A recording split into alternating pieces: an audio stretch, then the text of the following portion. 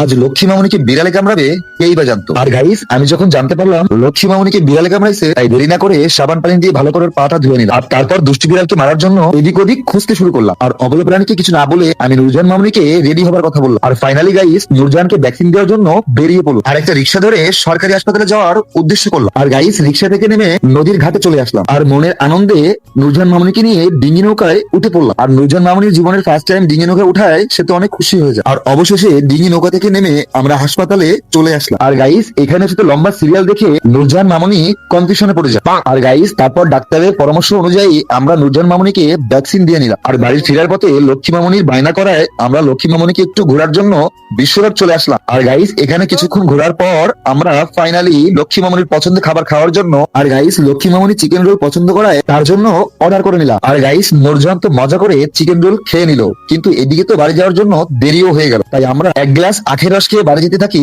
আর তোমরা গিয়ে mini ব্লগদের subscribe করে আসো। বাই।